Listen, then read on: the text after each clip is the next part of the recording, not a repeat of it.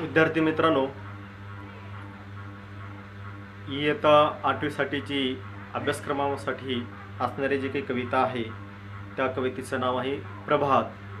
आपल्या मराठीच्या अभ्यासक्रमाच्या पुस्तकामध्ये असणारी ही तिसरी कविता आहे. मागील पिरियडमध्ये आपण या कवितेविषयी परिचय, कविपरिचय आणि कठीण शब्दार्थ वगैरे हे अभ्यासलेलं आहे. या पिरियडमध्ये आपल्याला पूर्ण कविता अभ्यासावयाची आहे. विद्यार्थी मित्रांनो, कविता अभ्यासत असताना त्या कवितेतील जे काही शब्दरचना आहे त्याचा योग्य पद्धतीनं उच्चार करणं गरजेचं आहे, तरच आपल्याला त्याचा योग्य अर्थ मिळू शकतो. कोणतीही कलाकृती किंवा साहित्यकृती जी असते त्या साहित्यकृतीमध्ये अनेक अर्थता दडलेली असते किंवा त्या उत्कृष्ट साहित्यकृतीचा वैशिष्ट्य किंवा विशेष गुण म्हणजेच अनेक अर्थता. आणि या ठिकाणी ही प्रभात कविता जी आहे अत्यंत सुंदर आणि आशय घन असणारी ही कविता आहे. या कवितेमधून नवीन पिढीला कवीने अत्यंत सुंदर असं मोलाचं मार्गदर्शन केलेलं आहे. ते आपल्याला इथं अभ्यासावायचं आहे. मित्रांनो, अगोदर आपण ही जी काही कविता आहे ही आपण गेय स्वरूपामध्ये म्हणूया. पेज नंबर 6 ओपन करा आणि माझ्याबरोबर शक्य असेल तर म्हणा किंवा ऐकून नंतर म्हणा. आणि यामध्ये आपण थोडंसं गेय स्वरूपामध्ये गाण्याचा आपण प्रयत्न करणं गरजेचं आहे. मी इथं प्रयत्न करेन, ऐका आणि प्रत्येक शब्दावरती पहा, शब्दावरती बोटही ठेवा. तो प्रत्येक शब्दाचा उच्चार कशा प्रकारचा आहे तोही ऐका आणि तशा प्रकारचं म्हणण्याचा प्रयत्न करा. कवितेचं नाव आहे प्रभात.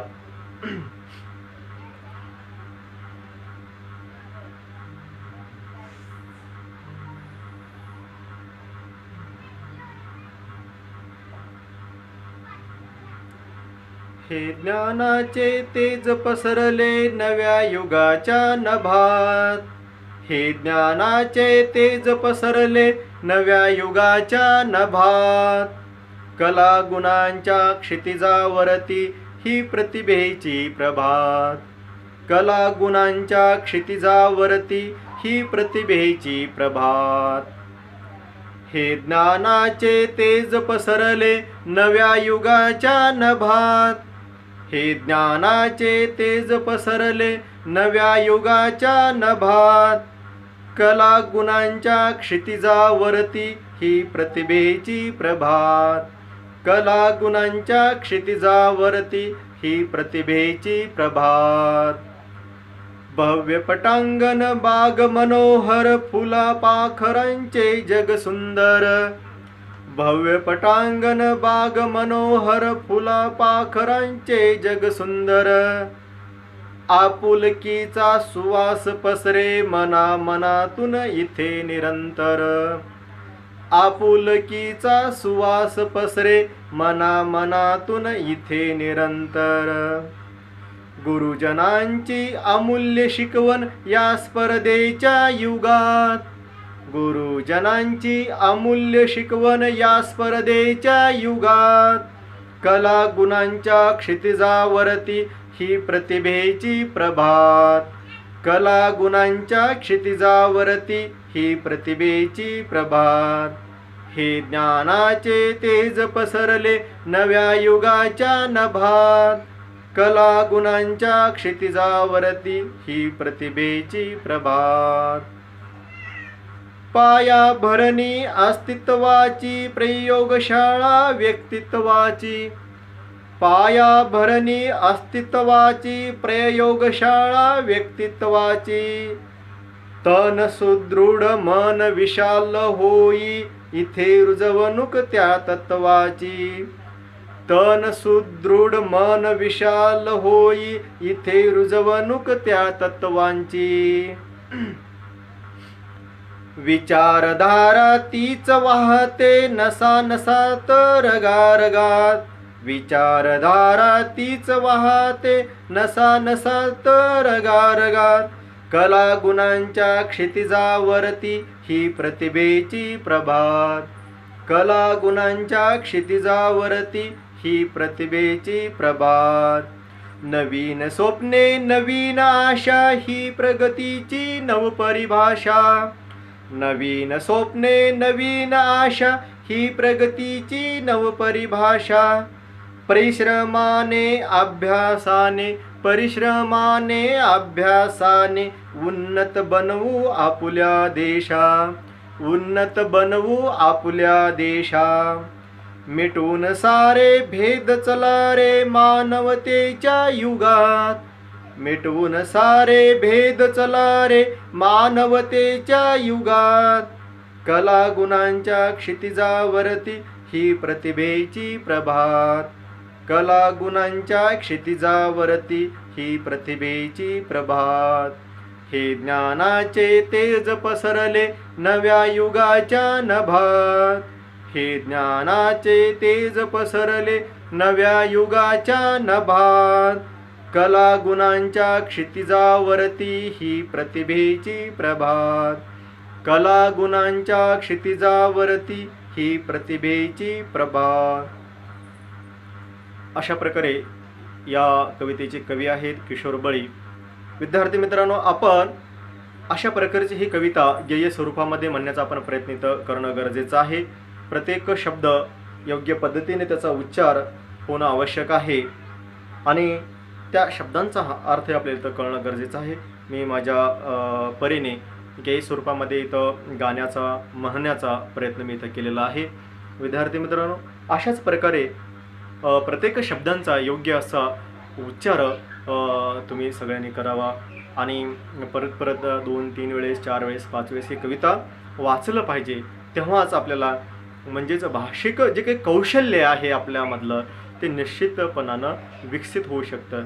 म्हणून हे सुरुवातीला आपण 1-2 वेळेस याचं लेखन करणे आणि शक्य होईल तेवढं 3-4 वेळेस 5 वेळेस याचं वाचन करणं गरजेचं आहे. तेव्हाच आपल्याला किंवा आपले जे काही उच्चारामधील सुस्पष्टता आहे ते आपल्यामध्ये निर्माण होते आणि म्हणून आपल्याला याचं योग्य पद्धतीनं वाचन करणं गरजेचं आहे. आता आपण कवितेचं वाचन झाल्यानंतर या कवितेमधून कोणता अर्थ प्राप्त होतो ते पाहणे इथं गरजेचं आहे. कवितेचा जो काही आशय किंवा जो काही भावार्थ आहे तो इथं आपण अभ्यासूया. मी अगोदरही असं म्हणलेलं आहे की साहित्यकृतीला अनेक अर्थता असते. शब्दशः निघणारा अर्थ आणि त्याचा भावार्थ किंवा लक्षणार्थ इथं घेणंही आपल्याला गरजेचं आहे. तेव्हा या कवितेचा जो काही आशयार्थ आहे तो आपण इथं पाहूया. हे ज्ञानाचे तेज पसरले नव्या युगाच्या नभात. कला गुणांच्या क्षितिजावरती ही प्रतिभेची प्रभात. अशा प्रकारचा आता हे पहिले जे का 2 काव्यपंक्ती आहेत या काव्यपंक्तीचा अर्थ आपण इथं अभ्यासूया. हे ज्ञानाचे तेज पसरले नव्या युगाच्या नभात असं म्हणलेलं आहे. म्हणजेच आता इथं ज्ञानाचं तेज, तेज म्हणजेच काय, प्रकाश. अरे ज्ञानाचा प्रकाश, ज्ञानाचं तेज या संपूर्ण नव्या युगाच्या कशामध्ये पसरलेलं आहे? नभामध्ये. नभ, ढग किंवा आकाशही आपण इथं म्हणूया. म्हणजे हे संपूर्ण नव्या या युगामध्ये ज्ञानाचं तेज पसरलेलं आहे. म्हणजे जिकडं पाहावं तिकडं ज्ञान आहे. फक्त आपण ते ज्ञान घेण्याचं ठरवणं गरजेचं आहे आणि ते घेणं गरजेचं आहे. कोणतं घ्यावं हे आपल्यावर अवलंबून आहे. कला गुणांच्या क्षितिजावरती ही प्रतिभेची प्रभात असं म्हणलं जातं. कला गुणांच्या क्षितिजावरती म्हणजेच काय? कला गुणांच्या क्षितिजावरती म्हणजेच का? क्षितिज म्हणजे आपण शब्दार्थ अभ्यासलेला आहे मागील पिरियडमध्ये. क्षितिज म्हणजे आपण आकाशामध्ये ज्यावेळेस बघतो किंवा आपण आपली दृष्टी जिथपर्यंत जाते आणि त्या पूर्ण जमिनीला ते आकाश टेकलेलं आहे असं जे भासमान रेषा आपल्याला दिसते त्यास आपण क्षितिज असं आपण म्हणतो. आणि हे जे काही क्षितिज आहे कलागुणांच्या क्षितिजावरती ही प्रतिभेची प्रभात. आता कोणतं क्षितिज आहे? कलागुणांचं. म्हणजेच कलागुण अनंत आहे, त्याला म्हणजे अंतच नाही. अशा अनेक प्रकारच्या कला आहेत, या सर्व असणाऱ्या कलागुण आणि यांचं क्षितिज म्हणजे जसं आकाशाची जी काही भासमान रेषा आहे तशा प्रकारचंच हे संपूर्ण कलागुण अनंत असं आहे, पुष्कळ आहे. आणि याचं जे काही क्षितिज आहे ते खूप दूरवर आहे. हे जे क्षितिजावरती ही प्रतिभेची प्रभात. आता प्रतिभेची प्रभात, प्रतिभा कशाला म्हणलेला आहे? आपल्यामध्ये नवनिर्मितीची असणारी जी शक्ती आहे त्याला प्रतिभा असा हा शब्द आहे.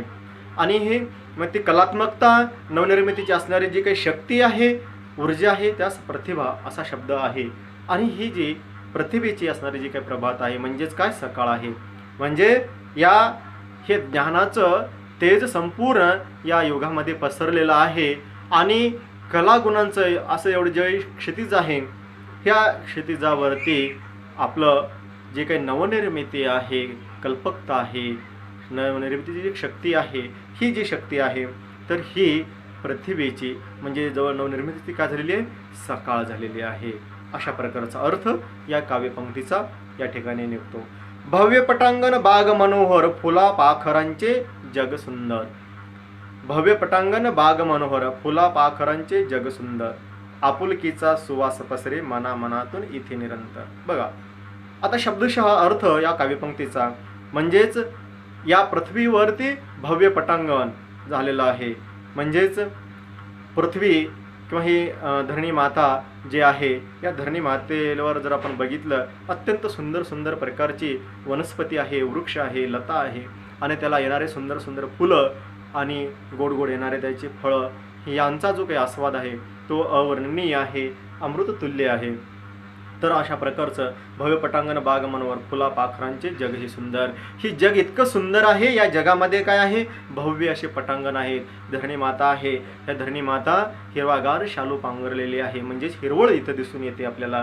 आणि सुंदर असे बाग मनोहर आहेत, गार्डन, बाग म्हणजेच काय, गार्डन. आणि सुंदर सुंदर असे बाग आहेत किंवा उद्यान हा शब्द सुद्धा त्याला मराठीमध्ये आहे. म्हणजे सुंदर सुंदर इथं उद्यान आहेत, बाग आहे, फुला पाखरांचे जग सुंदर. आणि इथं काय आहे, या जगामध्ये सुंदर सुंदर अशा प्रकारची फुलं आहेत, सुंदर प्रकारची पाखरे आहेत. बघा पशु पक्षी या निसर्गामध्ये आहेत, ते पाहिलं की आपलं म्हणजे मन उत्साहित होतं, आनंदित होतं. आणि अशा प्रकारचं हे जग अत्यंत सुंदर आहे. आपुलकीचा सुवास पसरे मना मनातून इथे निरंतर. आणि इथं सुवास कोणता आहे या आपल्या देशामध्ये, म्हणजे या जगामध्ये कोणता आहे, तर आपुलकीचा सुवास पसरे मनामनातून इथे निरंतर.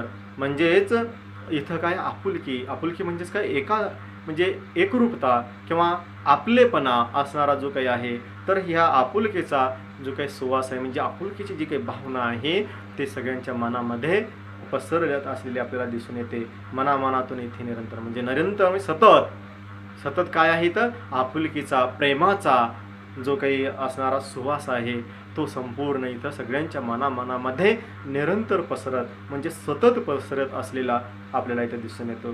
गुरुजनांची अमूल्य शिकवण या स्पर्धेच्या युगात. बघा गुरुजनांची अमूल्य शिकवण या स्पर्धेच्या युगात. या ठिकाणी गुरुजन जो काही वर्ग आहे त्यांची अमूल्य शिकवण आहे. पहा, गुरु हा अपार ज्ञान देणारा आहे. म्हणजे पुरापार कालापासून गुरुला अग्र असं स्थान आहे. आणि गुरुजनांची अमूल्य शिकवण या जे गुरु आहेत किंवा गुरुजन आहेत म्हणजे मार्गदर्शन करणारा जो काही वर्ग गुरुवर्ग आहे, तर ह्या गुरुजनांची अमूल्य म्हणजे याचं मोल होता येत नाही किंवा मूल्यच होत नाही असं असणारा त्याला अमूल्य. म्हणजे गुरुजनांची अमूल्य शिकवण. गुरुजनांची कशी शिकवण आहे, अमूल्य शिकवण आहे, कारण त्याचं मोल करता येत नाही आहे, म्हणून गुरुजनांची ही अमूल्य शिकवण आहे.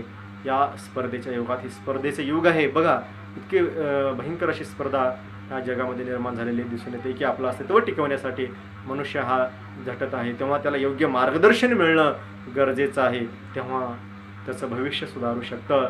विद्यार्थी मित्रांनो, इतिहास हे असं साक्षी आहे की ज्या ज्या व्यक्तीला योग्य गुरु मिळालेला आहे, योग्य वेळी योग्य मार्गदर्शन मिळालेलं आहे, ती व्यक्ती या काळामध्ये जे काही होऊन गेलेले आहेत किंवा होत आहेत, झालेले आहेत, तर एक प्रकारचा प्रभाव त्यांचा दिसून येतो आणि ते स्वतःबरोबरच जगाचा किंवा समाजाचाही ते विकास करण्यासाठी हातभार लावत असलेलं आपल्याला दिसून येतं. गुरुजनांची अमूल्य शिकवण या स्पर्धेच्या युगात. कलागुणांच्या क्षितिजावरती ही प्रतिभेची प्रभात. आणि मग ही गुरुजनांची जी काही शिकवण आहे ही अमूल्य आहे आणि गुरुजनांच्या शिकवणीमुळेच एक प्रकारचा इथं योग्य असं मार्गदर्शन मिळतं आणि या स्पर्धेमध्ये जिंकण्याचं ज्ञान, जिंकण्याचं सामर्थ्य आपल्याला मिळू शकतं. पायाभरणी अस्तित्वाची, प्रयोगशाळा व्यक्तित्वाची. आता पायाभरणी अस्तित्वाची असं म्हणलेलं आहे आणि प्रयोगशाळा व्यक्तित्वाची. आता व्यक्तिमत्वाच्या जडणघडणीचे असणारं ठिकाण. प्रयोगशाळा व्यक्तित्वाची असं म्हणले. पायाभरणी अस्तित्वाची. आता सुरुवातीला पायाभरणी म्हणजेच काय, जे काही बेसिक बेस ज्याला आपण असं म्हणूया. एखादी इमारत आपल्याला उभं करावायची आहे तर त्याचा जो बेस आहे, त्याचा जो पाया आहे, तो पाया पक्का असणं गरजेचं आहे. तेव्हा ती इमारत मजबूतपणानं उभी राहू शकते, असं तर ढासळून जाऊ शकते. म्हणून पायाभरणी अस्तित्वाची. पायाभरणी अस्तित्व, आपलं अस्तित्व. तर आपलं जे काही राहणं आहे, दिसणं आहे, अस्तित्व आहे, ते अस्तित्व टिकून राहण्याचं असेल तर ते पायाभरणी म्हणजे पाया मजबूत असणं गरजेचं आहे. आता इथं पायाभरणी अस्तित्वाची ही काव्यपंक्ती आहे. तर कोणत्याही इमारतीचा पाया जर मजबूत असेल तरच ती इमारत उभी राहू शकते. मित्रांनो, आपण मागे न्यूजमध्ये सुद्धा तुम्ही पाहिलेलं असेल, नुकतंच आपल्या देशामध्ये मागील काही राज्यामधील न्यूज आपण पाहत होतो. तर धरण जे आहे, नदीवरचं बांध धरण ज्याला म्हणूया आपण, ते बांधण्यात आलेलं ते 1 महिन्याच्या आत ढासाळतं. याच्यासारखं भ्रष्टाचार आपल्याला कुठे दिसून येतो सांगा. म्हणजेच आपल्या देशामध्ये जी काही नवीन पूल बांधणी होते, नवीन धरण बांधणी होते आणि ते 1 महिन्यामध्ये ढासाळतं, तर त्या धरणाची जी काही पायाभरणी आहे, जे काम आहे, ते पक्क झालेलं आहे का? मुळातच नाही आहे. म्हणून कुठल्याही क्षेत्रामध्ये, ज्ञान असू द्या, कुठलंही कार्य असू द्या, तर त्याच्यामधील जे काही पायाभरणी अस्तित्व जे आहे, त्या अस्तित्वाची पायाभरणी आहे, हे मजबूत होणं गरजेचं आहे. म्हणून इथं कवी सांगत आहे की पायाभरणी अस्तित्वाची, प्रयोगशाळा व्यक्तित्वाची. म्हणजे जिथं आपलं व्यक्तिमत्व घडतं, ते घडण्याचं जे काही ठिकाण आहे, तिथं पाया आपला पक्का झाला पाहिजे, तेव्हाच आपलं अस्तित्व टिकून राहतं. तन सुदृढ मन विशाल होई, इथे रुजवणूक त्या तत्वांची. तन सुदृढ मन विशाल होई. तन सुदृढ, आपलं तन म्हणजेच काय, शरीर. ज्यांचं शरीर सुदृढ असतं, सुदृढ म्हणजेच काय, मजबूत, आरोग्य संपन्न, त्याला सुदृढ असा शब्द आहे. तन सुदृढ म्हणजे आपलं शरीर मजबूत असलं पाहिजे, शक्तिशाली असलं पाहिजे, बलवान असलं पाहिजे, तरच आपलं मन हे विशाल होऊ शकतं. तन सुदृढ मन विशाल होई. बघा, आपलं तन सुदृढ असणं आवश्यक आहे. म्हणजेच काय, शक्तिशाली असणं आवश्यक आहे, बलवान आपलं शरीर असणं आवश्यक आहे. विद्यार्थी मित्रांनो, ज्या ठिकाणी आपल्याला ज्ञान मिळतं ते ज्ञान मंदिर आपण असं म्हणतो, पण या ज्ञान मंदिरामध्ये सर्वांकष पद्धतीचा विकास होणं गरजेचं आहे. म्हणजे सर्वांगीण विकास होणं आवश्यक आहे. आणि हे केव्हा होऊ शकतं, तर आपण संपूर्ण विकास करून घेण्यासाठी आपण तत्पर जर असलो तर निश्चितच त्या ठिकाणी होऊ शकतं. आणि हा सर्वांगीण म्हणजे बाह्य आणि अंतर्गत विकास होणं गरजेचं आहे. तन सुदृढ मन विशाल. तन, ज्यावेळेस आपण आपलं जे काही शरीर आहे, हे शरीर मजबूत होण्यासाठी आपण प्रयत्न करूया, तेव्हा आपलं शरीर किंवा तन हे सुदृढ होतं. म्हणजेच आपण आता इथं सांगायचा उद्देश विद्यार्थी मित्रांनो, की शैक्षणिक कालखंड जो काही हा आहे आपल्याला, म्हणजेच काही आश्रम जसं सांगण्यात आलेले आहेत, ब्रह्मचर्य आश्रम, त्यानंतर गृहस्थाश्रम, वानप्रस्थाश्रम आणि संन्यासाश्रम, असे सारे काही 4 आश्रम म्हणजे असलेले. आता हे जे आहेत, म्हणजे व्यक्तीने वयाचा 25व्या वर्षापर्यंत किमान तो ब्रह्मचर्याचं पालन केलं पाहिजे, व्यायाम योगा केला पाहिजे, शरीर सुदृढ बनवलं पाहिजे, तेव्हाच त्याचं मन सुदृढ होतं. हे महत्त्वाचं आहे. तेव्हा तन सुदृढ होण्यासाठी विद्यार्थी मित्रांनो मेहनत घेणं गरजेचं आहे, तेव्हाच तन, आपलं शरीर मजबूत होतं, सुदृढ होतं. त्याच्यासाठी व्यायाम करणं गरजेचं आहे, तेव्हाच आपल्यामध्ये एक प्रकारची शक्ती निर्माण होते, प्रतिकार शक्ती निर्माण होते. हे अत्यंत गरजेचं आहे. अनेक विद्यार्थी मित्रांना असं वाटतं की त्यांचे काही अनेक आवडीचे अभिनेतेसुद्धा असतील, आणि त्यांचं जसं शरीर आहे तसं आपलंही व्हावं असं वाटतं. पण ते जे काही व्यक्ती आहेत किंवा जे काही अभिनेते आहेत ते सहजासहजी तसं त्यांचं शरीर सुदृढ होत नाही आहे, तर त्यासाठी त्यांनी खूप मेहनत करतात. तर त्यांचा आदर्श हे आपण तसं डोळ्यासमोर ठेवून आपलंही शरीर सुदृढ करणं हे गरजेचं आहे. तन सुदृढ मन विशाल होई.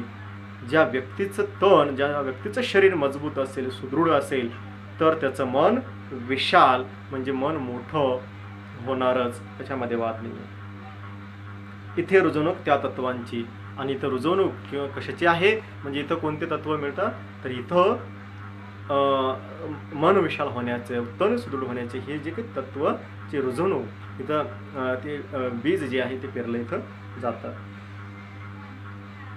विचारधारा तीच वाहते नसा नसात रगा रगात. कोणती विचारधारा वाहते इथं, म्हणजेच ज्या ठिकाणी आपलं व्यक्तिमत्व घडतं असं असणारं, तर या ठिकाणी म्हणजे आपल्या अस्तित्वाची, म्हणजे आपल्याला जे काही ज्ञान घ्यायचं आहे तर ते ज्ञान आपण पक्क घेतलं पाहिजे. आपला जो काही पाया आहे तो पक्का केला पाहिजे, तेव्हा आपलं अस्तित्व टिकून राहू शकतं. आणि आपलं तन शरीर सुदृढ जर असेल तरच मन आपलं विशाल होणार आहे, मन सुदृढ होणार आहे. किंवा जो आपण अभ्यास करतो ते लक्षात राहण्यासाठी सुद्धा आपल्याला शरीर चांगलं असणं गरजेचं आहे. आणि हे जे विचार आहेत किंवा इथं जे कवीनं सांगितलेले विचार जे आहेत, इथं जे मेन तत्वे जे सांगलेले आहेत, हे जे तत्वाचे आहे, तर हे जे काही विचार आहेत म्हणजेच विचारधारा तीच वाहते नसा नसा तर रगा रगा. म्हणजे अशा प्रकारचे हे जे काही विचार आहेत, या हे विचार आमच्या नसा नसामधून वाहत आहेत असं इथं कवी म्हणतो. कलागुणांच्या क्षितिजावरती ही प्रतिभेची प्रभात. आणि ही कलागुणांचं जे काही क्षितिज आहे यावरती प्रतिभा म्हणजेच काय नवनिर्मितीची असणारी शक्ती, आणि तिचं इथं सकाळ झालेली आहे, प्रभात झालेली आहे. लास्टचं जे काही कडवं आहे कवितेचं बघा. नवीन स्वप्ने नवीन आशा ही प्रगतीची नवपरिभाषा. परिश्रमाने अभ्यासाने उन्नत बनवू आपल्या देशा. मिटवून सारे भेद चला रे मानवतेच्या युगा. कलागुणांच्या क्षितिजावरती ही प्रतिभेची प्रभात.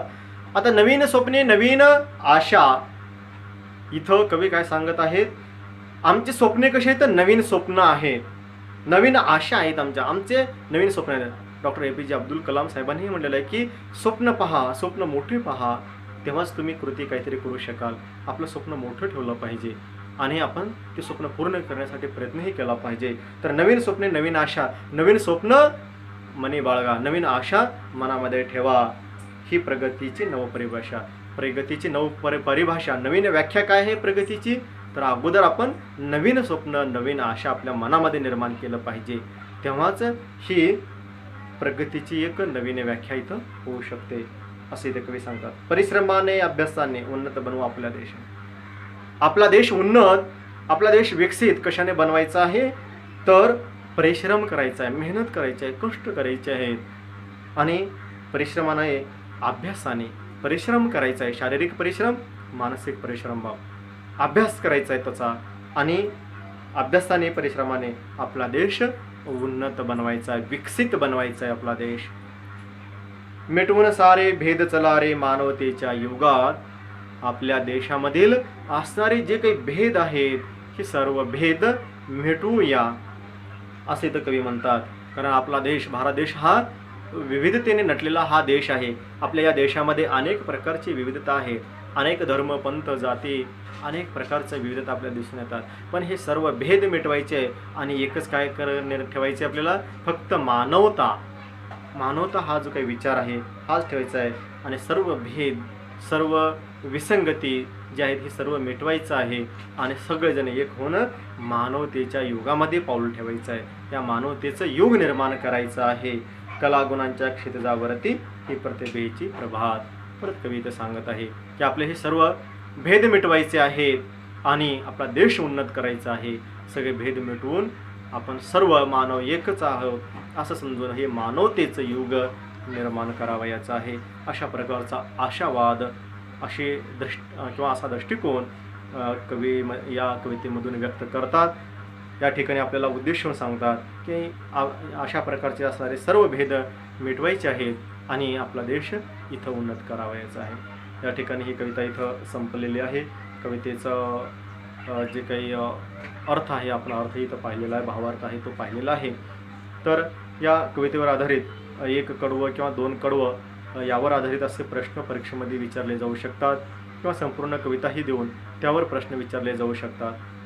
तर तशा प्रकारचे काही असणारे जे प्रश्न आहेत होमवर्कसाठी काही प्रश्न मी इथं तुम्हाला लिहून देणार आहे. तसेच वर्कबुकमध्ये जे काही प्रश्न तुम्हाला दिलेले आहेत तेही प्रश्न तुम्हाला लिहायचे आहे आणि काही प्रश्न होमवर्कसाठी म्हणून इथं मी लिहून देणार आहे, ते लिहून घ्या.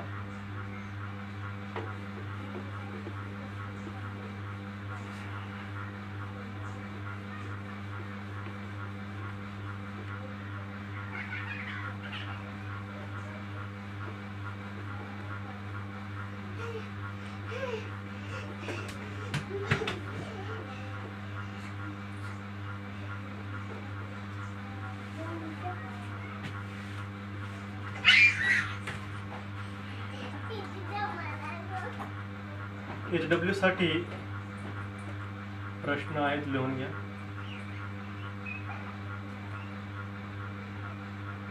प्रश्न पहिला,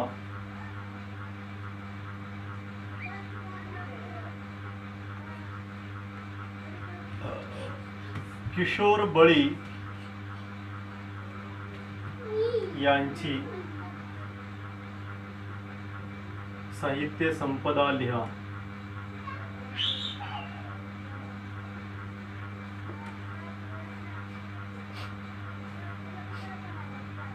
दुसरा प्रश्न आहे,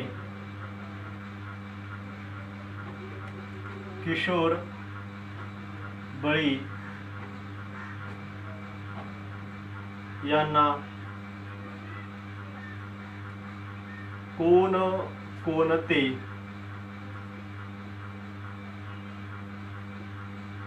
पुरस्कार मिळाले.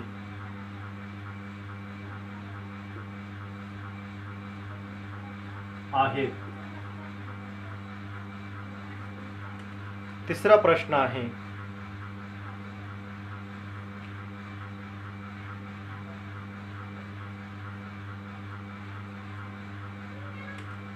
ही कविता कोणत्या मासिकातून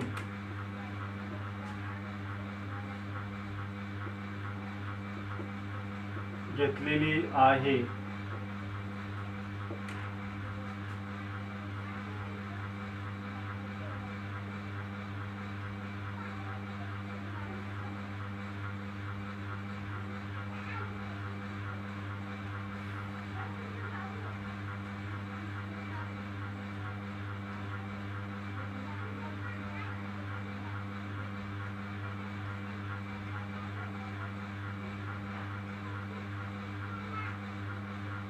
नव्या युगाच्या नभात काय पसरलेले आहे.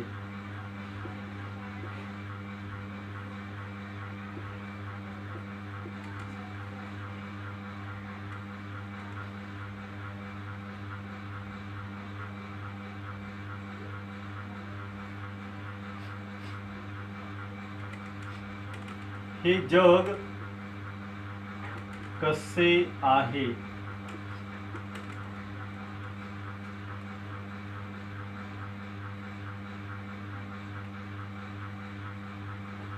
इथे कोणता सुवास पसरतो.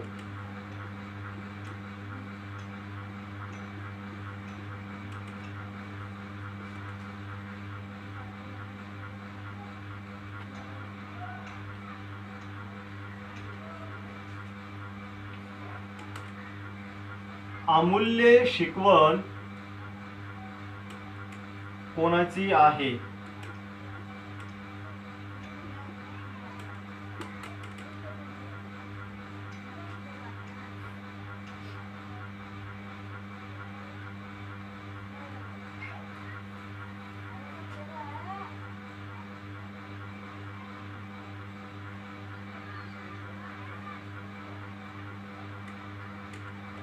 पायाभरणी कशाची आहे?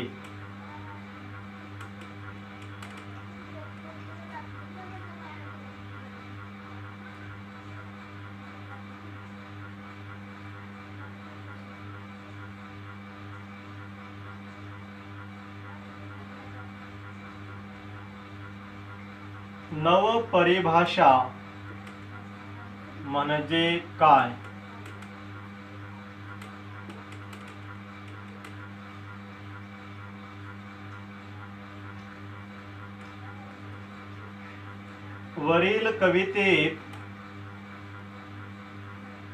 वरील कवितेतील दोन सामान्य नामे लिहा.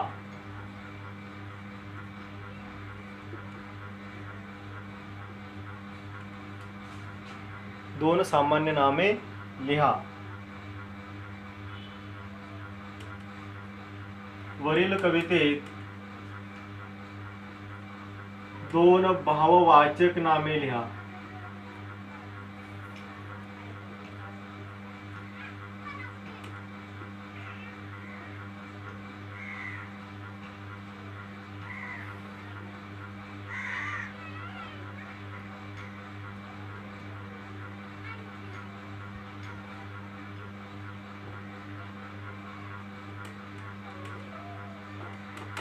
वरील कवितेतील दोन विशेषणे लिहा. विशेषणे लिहा. वरील कवितेतील दोन क्रियापदे लिहा.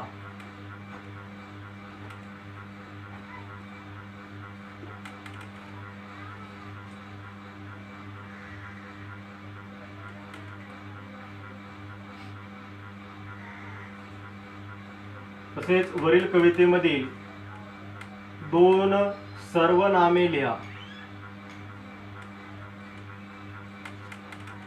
लास्टचा प्रश्न आहे, वरील कवितेचा सारांश लिहा. बघा इकडे लक्ष द्या.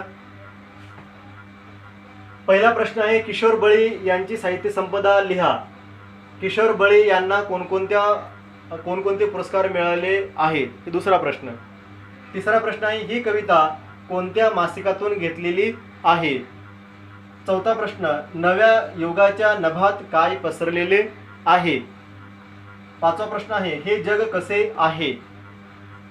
सहावा प्रश्न, इथे कोणता सुवास पसरतो? सातवा आहे, अमूल्य शिकवण कोणाची आहे?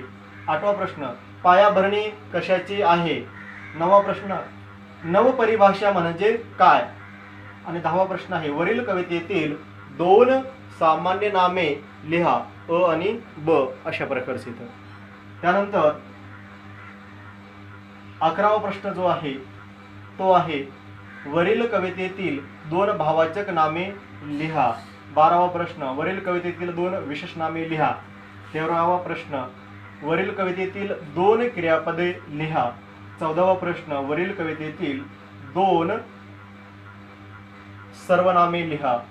आणि 15वा प्रश्न आहे, वरील कवितेचा सारांश लिहा. अशा प्रकारचे हे तुम्हाला संपूर्ण होमवर्कमध्ये लिहावयाचं आहे. धन्यवाद.